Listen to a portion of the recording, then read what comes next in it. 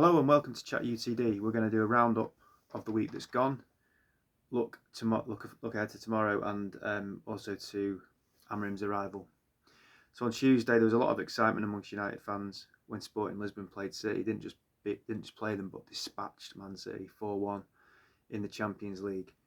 And fantastic performance, high octane football, high pressing, goals, atmosphere, excitement, everything that we want really moving forward.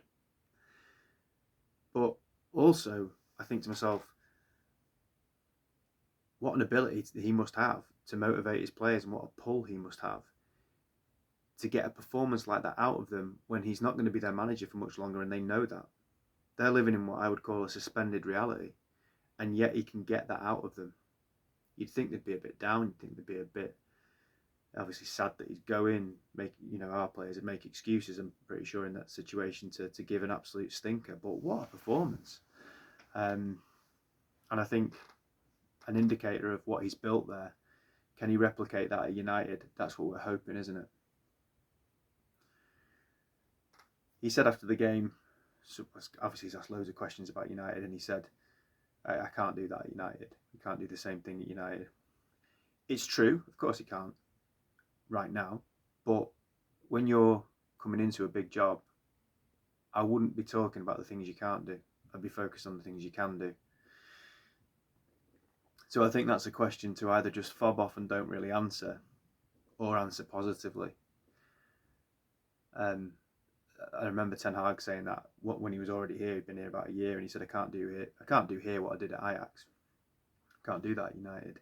And for me, that was an admission of defeat. So I would have preferred Amrim to not have said that, but of course he's right. Right now, he can't do that at United. But obviously, ultimately, we want him to do that at United. That's why we brought him in. And it goes back to what I've said before. He has to play that 3-4-3, and I don't want to get to Ipswich, and we go, right, come on, 3-4-3. Let's have a look at it. And he goes, right, actually, let's just play it safe with a 4-2-3-1. Because I can't do that at United. What I did at Sporting Lisbon, I want him to get everything, get the wheels in motion, start to try and embed and impose his way of playing, so that then we can assess it. And the only way you're going to get near to what Sporting Lisbon have been able to do under him is by playing that way. And the best way to do that is in games. Training, it's not the same. You've got to do it in games. Lay it out, get it going straight away. Nothing to lose. Particularly, I think, with the league position we're in, I think it's got, something of a free hit. If we end up finishing top 6 and doing well in a couple of the cups, maybe sneak a trophy, but particularly if he can get top 6 and develop his style of play, then I think he's had a really strong start to his career at United, and I really do hope that he does that. I get the impression he doesn't really want to leave Sporting Lisbon. He obviously said, didn't he, that he wanted to stay for the rest of the season, but Ineos said now or never, and I think that's really good, really positive. That's the way United should operate. A big club going to a manager who's employed and saying, we want you, and him saying, go, maybe the end of the season's better for me, and they go, okay, we'll look elsewhere then. And he obviously has made the decision to come to United. He's chosen United over staying at Sporting Lisbon. But I think in his heart of hearts, he wants to stay at Sporting Lisbon for the rest of this season. He's built something there. It's his. You can see the harmony. You can see the togetherness. You can see what he's built. It's. I imagine it's quite a difficult thing to walk away from. And whilst football is, of course, about tactics and formations and whether you can get the best out of players and the points you get on the board and all those kind of things, the goals you score, the goals you concede, etc. A lot of that is driven by psychology and the feeling you have. And I don't want him coming into United almost like with one hand tied behind his back, and for him to feel, for failure of thinking of a better word, it's probably not the right word to use. I don't want him to feel resentful. You've taken me away from something I love here because you told me I couldn't wait to the end of the season. Just a slight concern. Overall, I'm really excited about Amram coming in.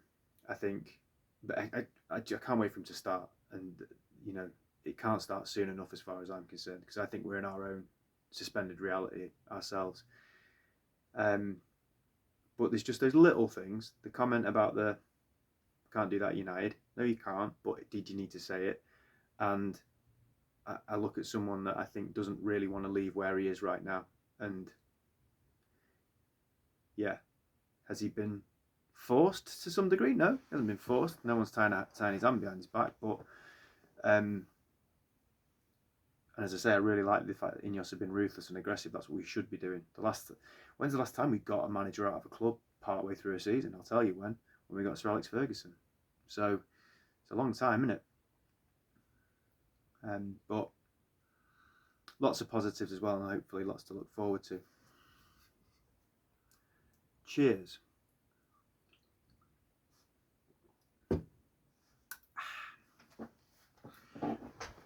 The person we always hold managers up against is the wizard, the boss, the gaffer, the great Sir Alex Ferguson. I'm wondering, this might appeal to some of my more mature viewers, I'm wondering if maybe Amorim could be a little bit more of our Tommy Docherty. Just speaking for myself, I want us to win trophies, I want us to dominate and all that kind of stuff, but more than anything else, I want to see attacking football. I want to see us play a style of play that I can get excited about. I want it to come to a Thursday or a Sunday, or God forbid at some point, maybe even a Tuesday or a Wednesday, where I think the Reds are on. I can't wait. I'm looking forward to it.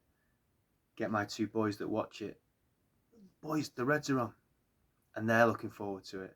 And there's that anticipation.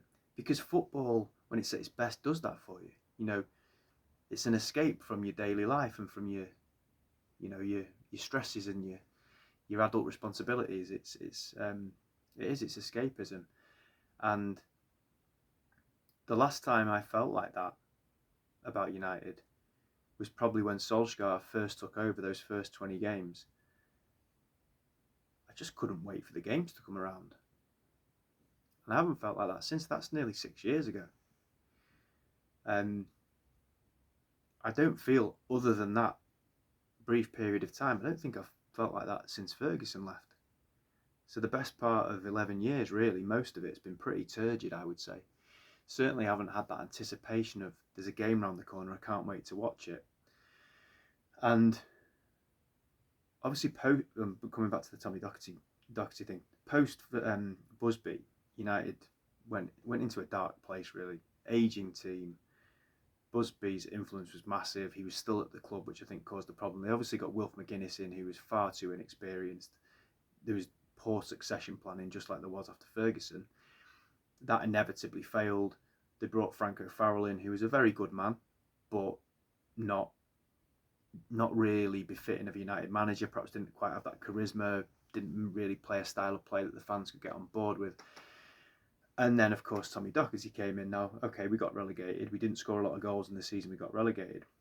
But in Division 2, he was able to strip it back and go and bring younger players in, bring wingers in, and play really attack-minded, front foot football, which got the fans off their seats. And I've said before, my dad and my uncle regale me with tales of United, and I know other fans from that generation as well, and a lot of people will tell you that season in the second division is one of their favourite seasons supporting United, maybe because we're going and smashing teams and going to different places we wouldn't normally go to, and the novelty factor of it, but playing sensational, brilliant football that we could all get on board with. I say we, I wasn't even born. Got promoted, I think, if I'm not mistaken, finished third, I think, in the first season that we got back. Reached the cup final.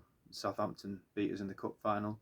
The season after that, finished 6th in the league, won the FA Cup against Liverpool, and it was revealed that Tommy Docherty was having relations with the physio's missus, and I don't think he was universally liked by everyone on the United board anyway, and they sacked him. Now, a lot of fans from that generation will say we might have won the league under Tommy Docherty, but what they will definitely say is what he brought back was attacking football with young players, wide players, a verve, an energy, a dynamism, personality. And I think that's maybe what that's what I want. That's what I want from this team first and foremost. I don't expect that we're going to win league titles anytime in the next few years. But if I could have a team that is brave, is front foot, is attacking, is courageous enough to take hits and get back up and ask for the ball again, score late goals, encourage young players to get in the team, play with that dynamism, that energy. If we can do all that, if we can get back to the United way, as I was talking about last week, then I'll be really happy. And then Amorim becomes more of a Tommy Docherty than a Sir Alex Ferguson. And at the moment, that will do for me.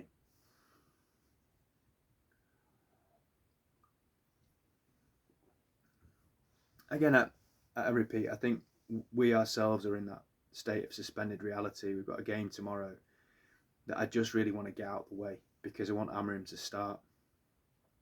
You see the interest in the game on Tuesday against between Sporting Lisbon and Man City, of the interest that United fans have in it. It's a game. It's a game that's in a competition that we're not in, and there'll have been thousands upon thousands of United fans watching that game. The press that they sent over in the pre and post match interviews, that expression, hated, adored, never ignored, it's still so true to this day with United. We are box office, we're massive. Not City massive, laughing, haha, massive when you're not massive. We are genuinely a gargantuan football club, and we need to have something that we can get behind again. And hopefully this is it. So bring it on, really. I think tomorrow, I should do a quick look back at the game on Thursday, actually. And not brilliant. The first half in particular, we were better with a better team, as you'd expect us to be. We played some decent football. It wasn't particularly, clinical or efficient. They had one outstanding chance in each half. And when you look at the level of opposition we're playing, we shouldn't be giving up chances like that against them. Ahmad, in the first half, looked our most dangerous player, but gave the ball away an awful lot. And recently, I don't know if the lack of game time's got to him a little bit. When he's come on the pitch, for me, he's looked a little bit unsure. He's looked like he's taken a player on, not really knowing what to do, and then he's just recycled it backwards. He's not beaten players. He's not done anything that's made you get off your seat quite as much. And I was starting to get a little bit worried, actually, thinking, is the confidence been knocked out of him, or maybe is he not the player I thought he was? Because Ten Hag certainly, obviously, doesn't see anything in him. Otherwise, he would have given him more game time. And we were playing poor opposition on Thursday, but in the second half, he showcased in two moments the talent that he's got. The first, the header, a looping header, very difficult technique that for a pretty small lad as he is. The neck muscles that it must take to kind of just guide it. He's at the back post and he's guided it and looped it back into the far corner. It's a very, very good goal. It's technically very good, but in terms of how he used his neck muscles, and physically it's a great goal, if that makes sense. I don't know if people remember, Darren Fletcher scored a goal against Chelsea 2005, if I remember rightly, this sort of time of year actually, and our midfield was decimated. Keano had gone, Alan Smith was playing centre mid. I think Fletcher was with him, and Chelsea were on this long unbeaten run and came to United thinking they were going to nail us, and we won 1-0. The atmosphere was crackling that day. It was around this time of year, and Fletcher scored a mirror image header of what Ahmad did on Thursday night. Bit of nostalgia there for you again. And then his second goal is the way he won the ball back is everything I want in a United player. Persistence, endeavour, hard work, proactive, aggressive. I love that. I love the graft that he put in there, and he was strong as well. And the finish is absolutely phenomenal. I loved it. Brilliant goal, really technically good goal. But the graft he put in to win the ball in the first place, that's what we need. That's what we need more of. Go and make something happen from nothing because of your sheer hard work, passion, desire to go and make something happen. You put Marcus Rashford on the right wing in that situation, that ain't never happening. So, Ahmad, well done, good lad, and I hope he's fit for tomorrow because there was talk of him having a knock. But I'd love him to get a little bit of momentum now. And he's not a wing back, so if we're playing 3-4-3, I would suspect he's going to be playing in one of the inside forward positions behind the striker. Go and get another couple tomorrow and make it impossible for Amrim not to pick you in his first game. I mean, on to tomorrow, Leicester. We should be beating Leicester, really.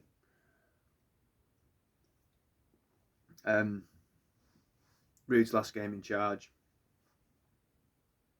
I don't think it'll be a very good game. I'm not really bothered if it's a good game. I just want us to win. I just want us to win, get it ticked off, and start the new era.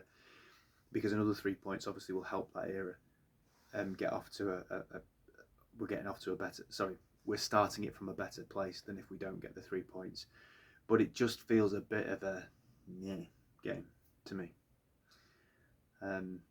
On Rude, it looks increasingly likely that he's going to go, and that's probably the right thing to happen for many different reasons, really. From his perspective, from the club's perspective, from Amrim's perspective, where's he going to fit in?